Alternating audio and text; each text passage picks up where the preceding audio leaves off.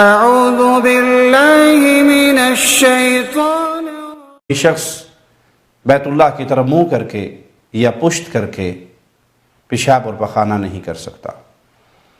اسی طرح قبلہ رخ تھوکنے سے بھی اسلام نے منع کیا ہے۔ کچھ تو ایسی باتیں ہیں جو لوگوں نے تراش لی ہیں کہ جی قبلے کی طرف پشت کر کے آپ چل بھی نہیں سکتے، تو دیکھا ہے بعض دفعہ لوگ طواف سے فارغ ہوتے ہیں اور الٹے قدموں واپس پلٹتے ہیں، بھلے پیچھے کوئی بیچارہ نماز پڑھ رہا ہو اور یہ اس کے اوپر سے کلا بازی کھاتے ہوئے نیچے گریں، سر پھڑوا لیں، وہ مشکل نہیں ہے، لیکن قبلے کی طرف پشت کر کے واپس نہیں جانا یہ بنائی بھی بات ہے۔ اسلام نے جو آداب سکھائے ہیں اس میں کیا ہے کہ آپ قضاء حاجت کرتے ہوئے نہ تو بیت اللہ کی طرف چہرہ کریں اور نہ ہی بیت اللہ کی طرف پشت کریں اور نہ ہی بیت اللہ کی طرف منہ کر کے تھوک پھینکیں۔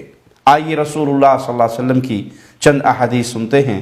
مسند احمد میں حدیث نمبر 16561 ہے۔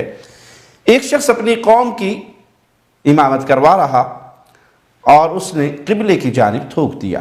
رسول اللہ صلی اللہ علیہ وسلم اس شخص کو دیکھ رہے تھے۔ جب وہ نماز سے فارغ ہوا تو آپ نے اس کی قوم سے کہا لا یصلی لکم، آئندہ یہ تمہاری جماعت نہ کروائے۔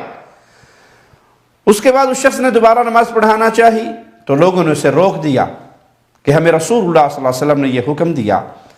تو وہ شخص اللہ کے نبی صلی اللہ علیہ وسلم کے پاس حاضر ہوا اور آپ سے پوچھتا ہے کہ کیا آپ نے واقعی میری قوم کو اس بات سے منع کیا؟ تو آپ صلی اللہ علیہ وسلم نے فرمایا کہ ہاں، میں نے تمہاری قوم کو منع کیا کیونکہ تم نے قبلے کی طرف منہ کر کے تھوک دیا تھا۔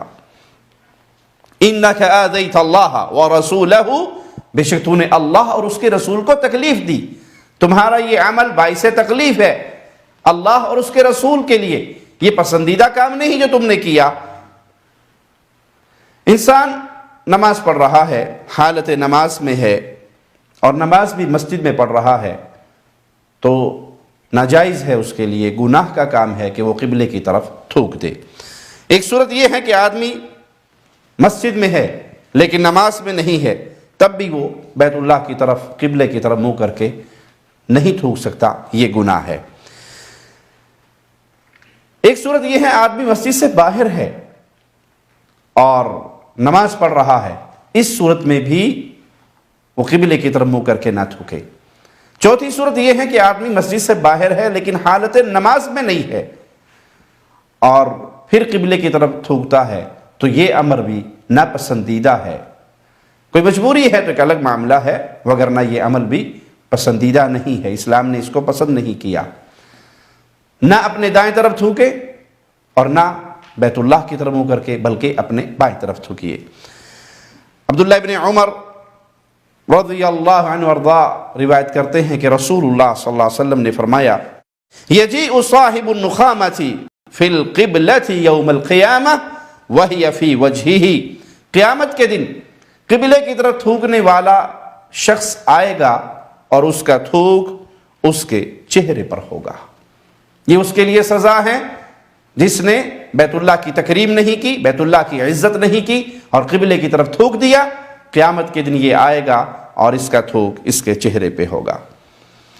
سیدنا حذیفہ رضی اللہ عنہ وارضا سے روایت ہے کہ رسول اللہ صلی اللہ علیہ وسلم نے فرمایا من تفل تجاہ القبلۃ جاء یوم القیامہ وتفلته بین عینیہ، جس شخص نے قبلے کی طرف منہ کر کے تھوکا وہ قیامت کے دن اس حال میں آئے گا کہ اس کا تھوک اس کی آنکھوں کے درمیان لگا ہوگا۔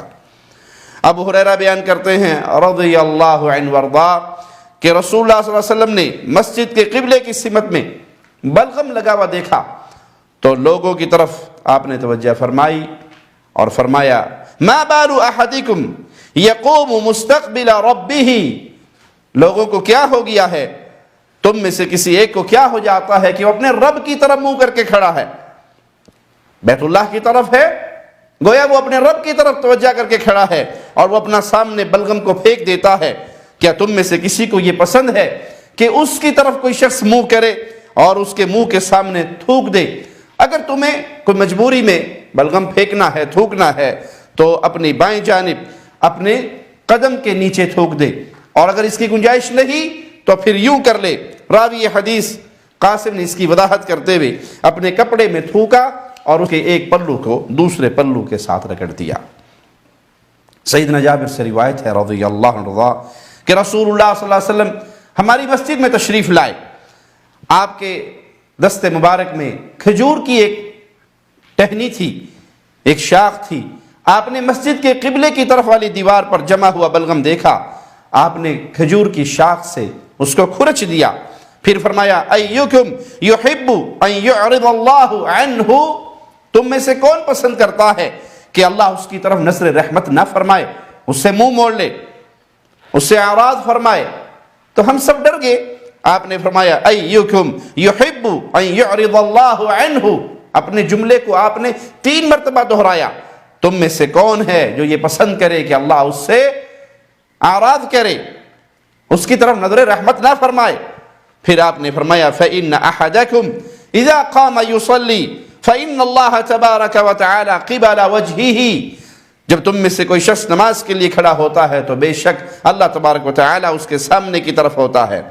فلا يبصقن قبل وجهه ولا عن يمينه، تو اگر اس کو تھوکنے کی حاجت ہے تو اپنے سامنے کی طرف نہ تھوکے، نہ ہی اپنے دائیں طرف، بلکہ وہ اپنے بائیں طرف، اپنے بائیں پاؤں کے نیچے، اور اگر ایسا ممکن نہیں تو پھر اپنے تھوک کو اپنے کپڑے پر گرا لے، اپنی ثوب پر گرا لے، اس کے اپنے کپڑے کے ساتھ اسے صاف کر دے۔ پھر آپ نے اس کھجور کے ٹہنی کے ساتھ اس دیوار کو صاف کر دیا۔ صحابہ سے کہا کہ مجھے خوشبو لا کر دو۔ قبیلے کے ایک نوجوان اٹھا اور دوڑ کر اپنے گھر کی طرف گیا اور اپنے ہتھیلی پہ خوشبو لے کر آیا، جس کو آپ نے اسی لکڑی پہ لگا کر اس جگہ پر جہاں بلغم لگا ہوا تھا، قبلے کی اس دیوار کی طرف آپ نے خوشبو لگا دی۔ سیدنا جابر فرماتے ہیں کہ رسول اللہ صلی اللہ علیہ وسلم کا یہ عمل دیکھ کر تم نے اپنی مسجدوں میں خوشبوئیں لگانی شروع کی۔ مسجدیں اللہ کا گھر ہیں، اس کو صاف رکھیے، اس میں خوشبوئیں لگائیے، اس کا احترام کیجئے، اور خاص طور پہ قبلے کا وہ احترام کیجئے جو احترام ہمیں رسول اللہ صلی اللہ علیہ وسلم نے سکھایا ہے۔ یاد رکھیے، با ادب با نصیب اور بے ادب بے نصیب۔ اللہ ہمیں پیارے نبی صلی اللہ علیہ وسلم کی احادیث پہ عمل کی توفیق عطا فرمائے۔